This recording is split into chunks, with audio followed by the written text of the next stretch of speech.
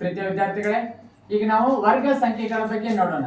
ಈ ವರ್ಗ ಸಂಖ್ಯೆಗಳ ಬಗ್ಗೆ ಏನ್ ಮಾಡ್ತಾರಪ್ಪ, ಎಕ್ಸಾಮ್ದಾಗ ಕೇಳ್ತಿರ್ತಾರ ಅವ್ರು. ಹೌದಾ? ವರ್ಗ ಸಂಖ್ಯೆ ಅಂತ ಎದಕ್ಕಂತಾರ ಅವನದನ್ನ ಮೊದಲು ನಾವು ನೋಡೋಣ.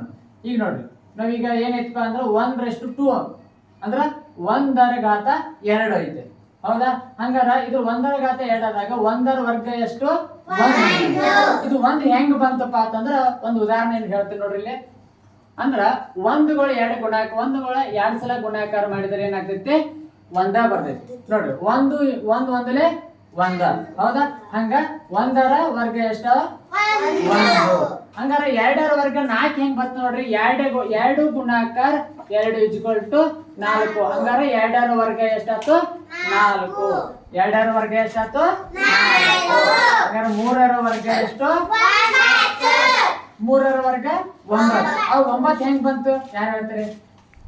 ಹೇಳು. 3 ಗೋಡ್ರಿ 2 ಸಲ ಇರ್ತಾವ್ರಿ, ಅವನರಿ ಗುಣಿಸಿದಾಗ ಎಷ್ಟು ಬರ್ತೈತೆ? Very good. ಕೊಂಡು ಹಂಗಾರ 5ರ ವರ್ಗ ಎಷ್ಟು? 25. 6ರ ವರ್ಗ ಎಷ್ಟು? 7ರ ವರ್ಗ ಎಷ್ಟು? 8ರ ವರ್ಗ ಎಷ್ಟು? 9ರ ವರ್ಗ 10ರ ವರ್ಗ. ಹಂಗಾದ್ರೆ 11ರ ವರ್ಗ ಎಷ್ಟಾಗ್ತೈತಿ ಲೆಕ್ಕ ಮಾಡ್ರಿ. ಫಾಸ್ಟ್ ಆಗಿ ಮಾಡ್ರಿ. ಯಾರು ಮಾಡ್ತಾರೆ ನೋಡೋಣ.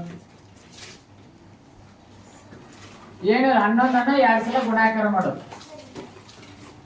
ಆಮೇಲೆ 12ರ ವರ್ಗ ಎಷ್ಟಾಗ್ತದೆ? 11ರ ವರ್ಗ ಎಷ್ಟಾಯ್ತು? 121. ನೋಡ್ರಿ ಎಷ್ಟು ಈಸಿ ಇದೆ. 11 ಗುಣಾಕಾರ 11. 11 ಒಂದಲೇ ಎಷ್ಟ? 11. 11 ಒಂದಲೇ 11 5 12. ಹಂಗಾರೆ 121 ಬಂತ. ಹಂಗಾರ 11ರ ವರ್ಗ ಎಷ್ಟಾಯ್ತು? 121. 12ರ ವರ್ಗ ಎಷ್ಟಾಗ್ತದೆ?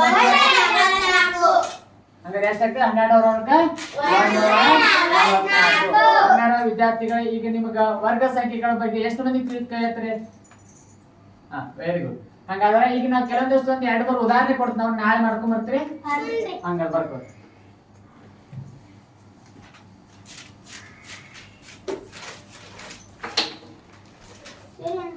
ನೋಡಿ, 13ರ ವರ್ಗ ಎಷ್ಟು ಬರ್ಕೊಂಬರಿ. 14ರ ವರ್ಗ ಬರ್ಕೊಂಬರಿ. 15ರ ವರ್ಗ ಬರ್ಕೊಂಬರ್ತೀರಲ್ಲ. ಹಂಗಾದ್ರೆ ಇವತ್ತಿನ ಕ್ಲಾಸ್ ನಿಮ್ಗೆ ಅರ್ಥ ಆಗೈತೆ? ತಿಳಿಲಿಲ್ಲಪ್ಪ ಅಂತಂದ್ರೆ ಏನ್ ಮಾಡ್ರಿ, ನಾಳೆ ಕ್ಲಾಸ್ದಾಗ ನೀವು ಪ್ರಶ್ನೆ ಕೇಳ್ರಿ. ನಿಮ್ಗೆ ಹೇಳ್ತೀನಿ. ಇದ್ರಾಗ ಏನಾದ್ರು ನಿಮ್ಗೆ ಸಮಸ್ಯೆಗಳಿದ್ರ ಮುಂದಿನ ಕ್ಲಾಸ್ ನಾವು ಚರ್ಚೆ ಮಾಡೋಣ ಅಂತ ಹೇಳುತ್ತಾ ಇವತ್ತಿನ ಕ್ಲಾಸ್ ಮುಗಿಸಿದ್ದೀನಿ. ಧನ್ಯವಾದಗಳು.